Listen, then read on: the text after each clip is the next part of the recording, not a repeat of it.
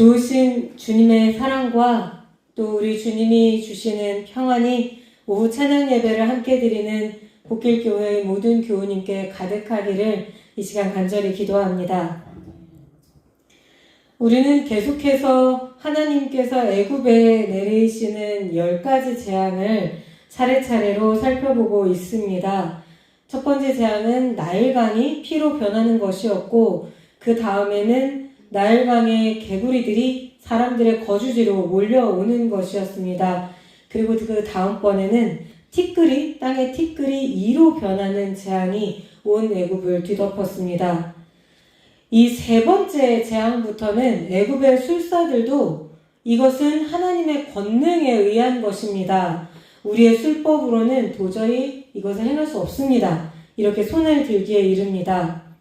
그러나 바로의 마음은 점점 더 완악하고 완고하게 되어서 자신이 했던 약속마저도 지키지 않고 하나님의 말씀을 지속적으로 무시하는 모습을 보입니다. 이에 하나님은 다시 모세를 바로에게 보내십니다.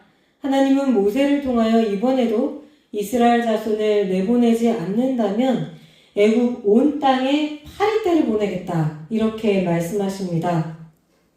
그런데 이 네 번째 재앙부터 특이한 점이 하나 등장을 합니다. 출애굽기 8장 21절과 22절은 이렇게 기록하고 있습니다. 네가 만일 내 백성을 보내지 아니하면 내가 너와 내 신하와 내 백성과 내 집들에 파리떼를 보내리니 애굽 사람의 집집에 파리떼가 가득할 것이며 그들이 사는 땅에도 그러하리라. 그날에 나는 내 백성이 거주하는 고센 땅을 구별하여 그곳에는 파리가 없게 하리니 이로 말미암아 이 땅에서 내가 여호와인 줄을 내가 알게 될 것이라. 파리떼가 온통 애굽 땅을 뒤덮을 것인데 그 재앙이 내리는 날 이스라엘 자손이 살고 있는 고센 땅에는 이 재앙이 임하지 않도록 하겠다. 내 백성 이스라엘 자손이 살고 있는 고센 땅은 내가 구별하겠다. 이렇게 하나님께서 말씀하시는 내용입니다. 그렇다면 여기에서 우리는 한 가지 궁금증이 생깁니다. 과연 파리 재앙 이전에는 그렇다면 이스라엘 자손도 똑같이 해를 입었었다는 뜻인가? 우리가 이런 궁금증을 갖게 됩니다. 그런데 성경의 맥락을 천천히 살펴보면 그렇게 보기는 좀 어렵습니다. 출애굽기 7장 18절에서는 나일강이 피로 변하면 애굽 사람들이, 히브리 자손이나 이스라엘 자손이 아니라 애굽 사람들이 그 강물 마시기를 싫어하게 될 것이다. 그 강물을 마시지 못하게 될 것이다. 이렇게 기록하고 있습니다. 또 출애굽기 8장 3절에서도 개구리가 바로의 궁, 바로의 침실, 바로의 침상, 그리고 바로의 신하의 집, 바로의 백성과 바로의 화덕 등에 들어갈 것이다. 이렇게 명시를 하고 있습니다. 하나님께서 지금까지 내리신 재앙은 바로와 바로의 백성에게 내리신 재앙이었습니다. 그런데 이번에는 하나님께서 굳이 이스라엘 자손이 사는 땅에는 파리떼가 임하지 않으리라, 이렇게 명확하게 이스라엘 자손과 더불어서 이스라엘 자손이 살고 있는 땅, 고센 지역까지를 명확하게 구별해서 말씀하고 계시죠. 이것을 통하여서 하나님은 무엇을 말씀하고자 하시는가? 바로 바로의 백성과 하나님의 백성을 확고하게 구별하겠다, 이렇게 선언하고 계시는 것입니다. 하나님은 이때로부터 이스라엘 자손을 가리켜 명확하게 내 백성, 이렇게 부르십니다. 이 말씀을 통하여서 하나님은 애굽에 내리는 이 재앙들이 누구를 향한 것인가, 이것을 밝히 보라고 말씀을 해주고 계십니다. 이 애굽에 차례차례 내려지고 있는 이 10가지 재앙은 완악한 바로에게 그 마지막 화살을 향하고 있습니다. 하나님의 백성을 보내라는 명령을 무시하는 바로, 이 어리석고 무지한 왕으로 인하여서 그 땅과 백성이 어떤 고통을 당하게 되는가를 눈을 똑바로 뜨고 바라보라, 이렇게 하나님께서 말씀하시는 것입니다. 고통받는 자신의 백성을 구할 능력이 바로에게는 없고 하나님께는 있습니다. 그래서 하나님은 이번에도 이 일을 통하여 내가 여호와인 줄 네가, 즉 바로가 알게 하겠다, 이렇게 선포하고 계십니다. 결국 다음날 파리떼가 온 애굽을 뒤덮었고 이 파리떼로 인하여서 애굽인들이 살고 있는 땅이 황폐하게 됩니다. 그러자 바로는 이제 마음이 급해져서 모세와 아론을 불러 다시금 이제 일종의 거래를 시도합니다. 그 내용이 뭐냐면, 너희가 하나님께 제사를 드리기에 내가 허락을 해주겠다. 그런데 멀리 나갈 수는 없고 이 애굽 땅 안에서 하나님께 제사를 드려라. 이렇게 모세에게 이야기를 하는 것입니다. 모세는 바로의 이러한 행정을 완강히 거부합니다. 모세는 하나님께서 원하시는 것은 이스라엘 자손이 전부 아이들까지 데리고 나가서 사흘길쯤 광야로 들어가는 것입니다. 바로 하나님께서는 그곳에서 제사를 지내라고 명령을 하셨습니다. 우리는 이런 하나님의 명령을 반드시 지켜야만 합니다. 모세는 바로에게 이렇게 요구를 합니다. 바로는 이 파리 재앙이 너무나 무섭고 너무 끔찍했기 때문에 그렇게 해주겠다고 약속을 한 후에 자기를 위하여 하나님께 기도해달라고 다시금 요청을 합니다. 그리고 다음날 모세가 하나님께 기도하자 파리떼가 애굽을 떠납니다. 이것을 보고도 바로는 다시 한번 그 마음을 완악하게 만들어서 약속을 지키지 않았습니다. 이러한 상황이 반복되자 하나님은 계속해서 바로에게 모세를 보내셔서 내 백성을 내보내라, 이렇게 요구를 하십니다. 5번째 재앙에는 돌림병 때문에 애굽의 가축들이 많이 죽습니다. 이때에도 이스라엘 자손이 살고 있는 고센 땅의 가축에게는 아무 일도 일어나지 않았습니다. 6번째는 악성 종기가 애굽 온 땅의 사람과 짐승에게 번지게 됩니다. 이 악성 종기가 모든 사람에게, 애굽인 모든 사람에게 번져서 결국 어떻게 되었냐면 애굽의 요술사들에게까지 악성 종기가 번지게 됩니다. 그래서 이 바로의 옆에 항상 서서 모세를 함께 대적을 했었던, 그리고 그 대적함을 통해서 그 바로에게 힘을 실어주었던 이 술사들이 다시는 모세와 앞에 나설 수 없게 되는 웃지 못할 상황이 벌어지게 됩니다. 그러나 바로는 이번에도 하나님의 말씀에 순종하지 않았고 하나님은 결국에 7번째 재앙을 다시 보내겠다고 선포하십니다. 출애굽기 9장 18절의 말씀입니다.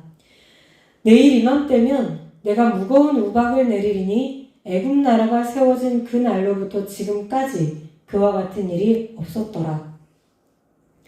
그러면서 하나님께서는 한 가지를 더 바로에게 말씀을 하십니다.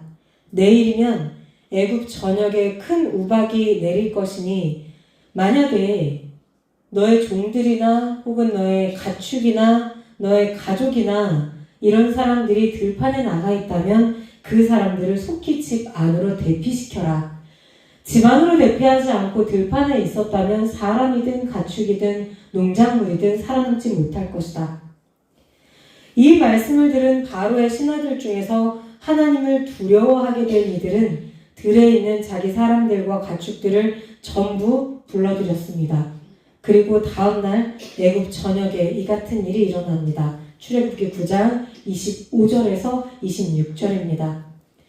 우박이 애굽 온 땅에 사람과 짐승을 막론하고 밭에 있는 모든 것을 쳤으며 우박이 또 밭에 있는 모든 채소를 치고 들의 모든 나무를 꺾었으되 이스라엘 자손들이 있는 그곳 고센 땅에는 우박이 없었더라. 처음으로 하나님이 내리신 재앙이 사람의 목숨까지 손을 대시는 장면입니다. 바로를 향한 하나님의 심판은 점점 그 범위가 넓어지고 강도도 강해지고 있습니다. 이는 어떻게 보면 바로가 이스라엘 자손에게 저지른 범죄에 대한 보응이기도 합니다.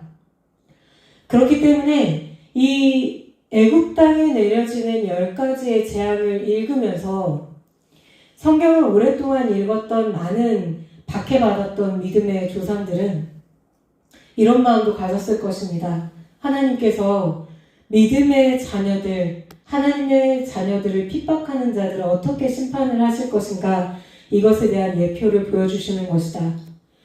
이런 생각도 갖게 됩니다. 그러나 성경은 다른 모습도 하나 보여줍니다.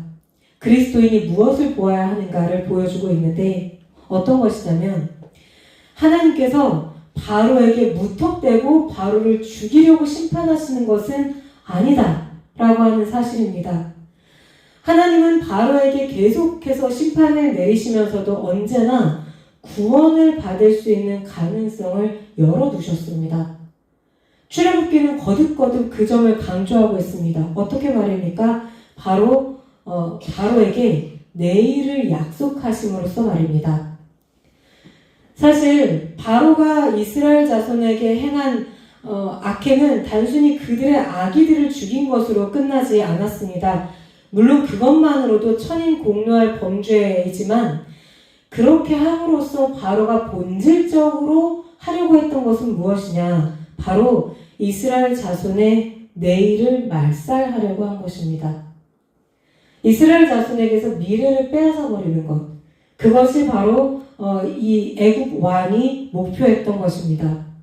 아이를 키우고 그들에게 좋은 세상을 물려주고 싶은 부모들의 마음을 철저하게 짓밟고, 아이를 빼앗긴 슬픔을 감내하느라 썩어 문드러진 그들의 인생을 오로지 바로를 위한 강제 노동만으로 채우려고 했던 아주 잔악한 범죄였던 것이지요.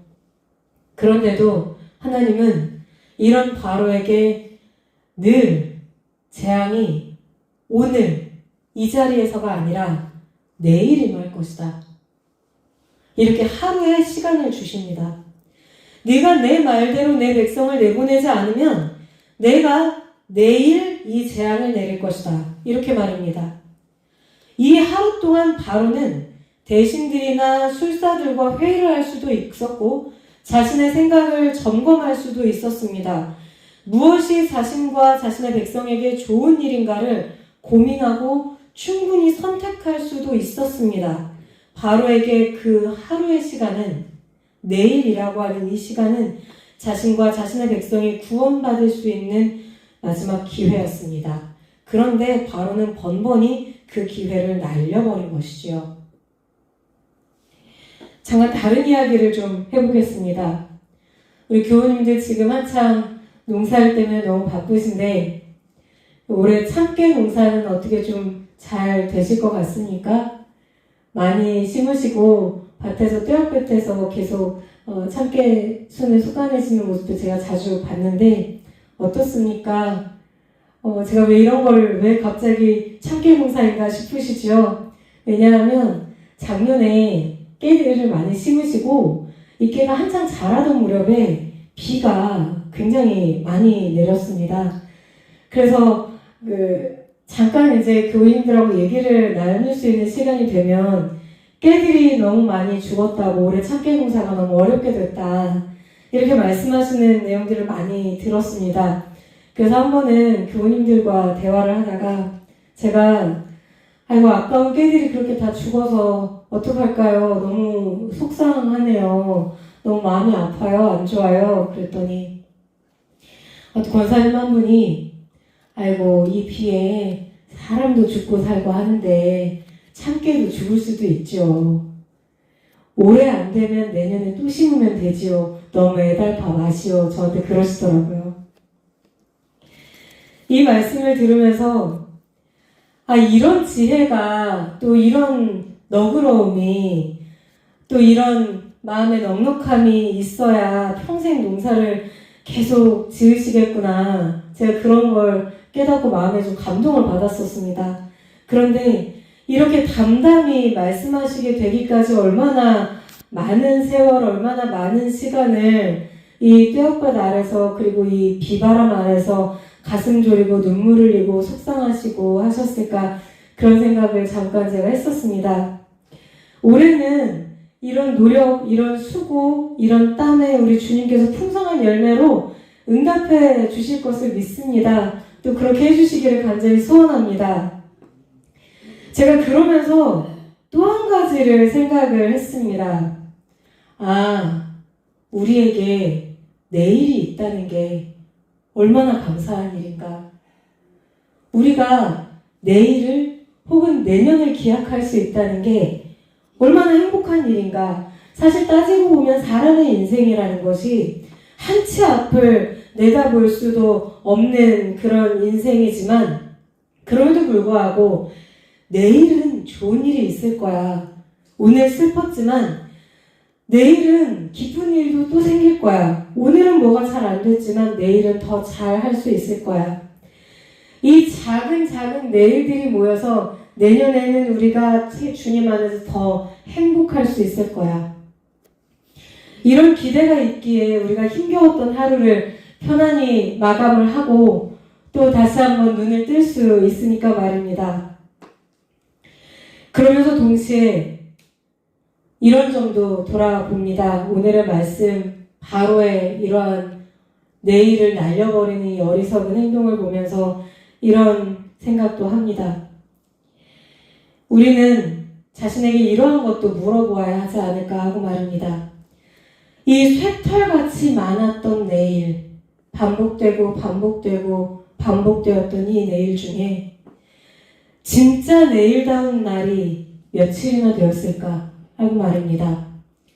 그리스도인에게 진정한 내일은 하나님과 함께 눈뜨는 날 뿐입니다.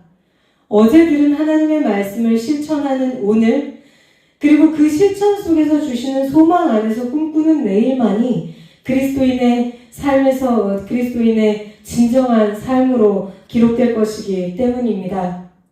바로와 같이 귀한 내일을 날려버리지 않고 말이죠.